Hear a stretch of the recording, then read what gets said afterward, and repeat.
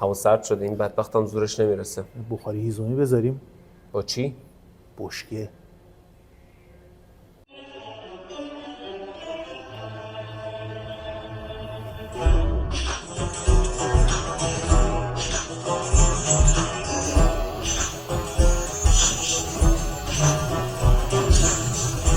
اینجوری که برش زدیم قراره لولا این طرف باشه.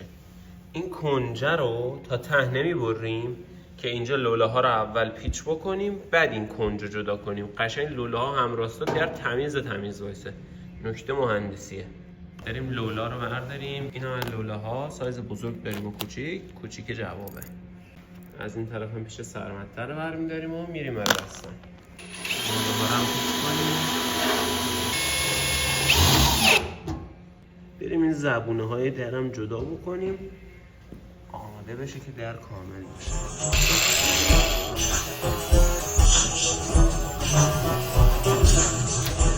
اینم جدا شد، مثل فیلم ها شد، دود زد بیرون. مرحله بعدی باید اینو ببریم، گردبر نداریم، بعدش هم اینو جا بزنیم.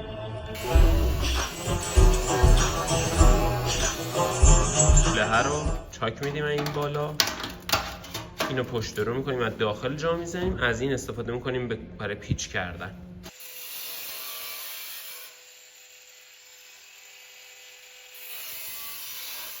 اینو جا زدیم، یه جوری فیت درش آوردیم که این لبش تکیه بکنه به خود بشکه، نه بیرون میاد نه داخل میره. به خاطر این لبه فقط یه بازی کوچیک شاید بکنه تو جاش، مثلا بدون هیچ پیچ کردنی ردیف. از بین این که آهنامون یه زبونه باید پیدا کنیم. همه بیاریم کدوم خوبه اینا؟ این خوبه، هم زبونش حله. بریم کارش. زبونه یه دونه این دستگیره خم بزنیم براش. این زبونه و قفلش هم مونتاژ بکنیم و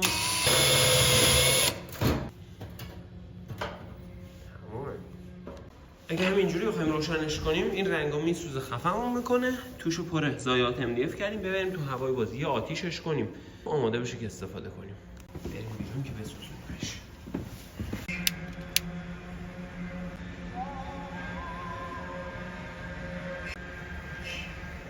توشه روشنش کردیم. MDF بعدیش اینه، بعد روشن میشه، ولی روشن بشه دیگه نمیشه ترمزش کشید تا بسوزه تموم میشه. بگیرم نه قشنگ داره سیاه میشه، این اپردنه قشنگ داره دود بلند میشه. یکم دیگه این ادامه پیدا کنه، قشنگ حرارت بره بالا، ردیفه. مثلا اگزوز رو نگاه کن، بک فایر باشه. الان روش یه مقدارش رنگش کامل پرید کلن، این بیشترش سوخت، اینجا قشنگ خاکستری شده، سفید شده، کلن رنگی داره میره کامل. اینجا یکم سیاه، این پایینش هم یکم کار داره، یکم دیگه هم باید بسوزه. خب در نهایت اینجوری شد. بازم همش خودش نسوخت، یه مقداری هم از این شعله کمک گرفتم که حرارت بدم همه جاش بسوزه. ولی خب بالاخره نتیجه که باید داد دیگه. الان بدنش جایی برای دود کردن نداره. دی 2 الان این سر و ته اینو میخوایم برش بزنیم، یه همچین چیزی داشتیم، هر شاخکش رو میخوایم جدا کنیم و این پای سنجاقیاش کنیم، پشت این جوش بدیم. اول قرار بود که پای سنجاقی بشه، بعدن قرار شد که اینجوری پایه ساده بزنیم. اومدیم این خم 90 درجهش رو باز کنیم صاف بشه، بعد یه جای دیگه خم بزنیم اینجوری سنجاقیش کنیم. شکست. گفتیم خب چه کاریه، همینا رو کوتاه تو 3 تا جا جوش میدیم و با این جای چیزا رو الان جای جوشا رو رنگاشو از بین ببریم تمیز بشه، به آهن برسیم که بتونیم جوش بدیم. رنگا هم از بین رفت، آماده یه جوش دادنه. البته با فلاپ آخر سر افتادیم به جونش. رنگایی که سوزوندیم انقدی ضعیف نشده و آخر سر مجبور شدیم فلاپ بزنیم که بشه جوشش داد. بفرما.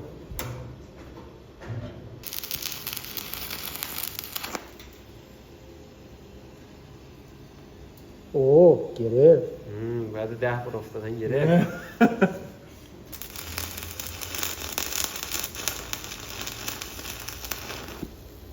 جوش زیپی باشه. ورق جون داره برداشتید. کفو چرا جوش میدی آخه؟ سوراخ شد. باید رزین بریزیم الان اونجا. قطع نکن.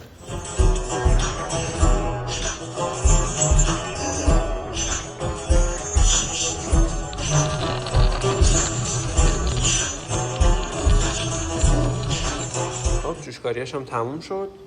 سر و تهش بکنیم بذاریمش ببینیم چطوره. خب همین که یه کوچولو از زمین فاصله دار وایسه میزونه. دستکشو بپوشیم بریم تو کار.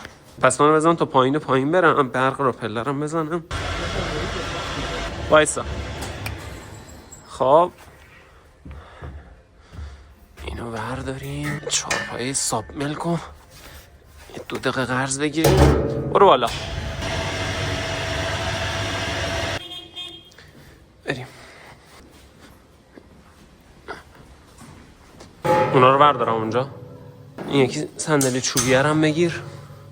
اینجا فکر کنم بد نباشه.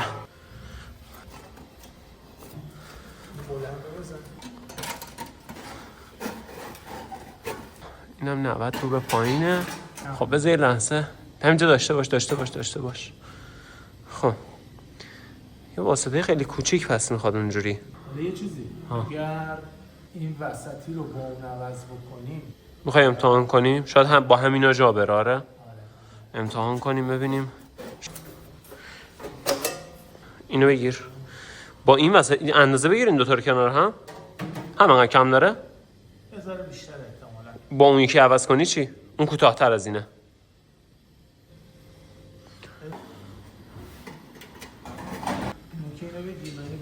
آره بیار.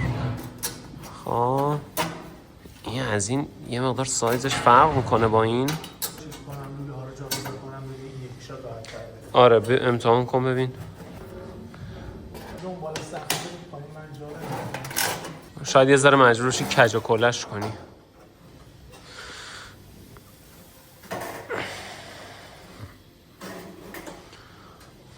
خب موفق شدی؟ خب مثل اینکه خوب جا رفت. لوله اضافه هم نمیخوایم. هوا چقدر سرد شد یه شو داره بخاری رو ساختیم ما. دقیقاً لب مرز هم ساختیم ما. بریم لباس کار رو بپوشیم بیایم آتیش کنیم. اوه تو این سرما کی لباس کار میپوشه؟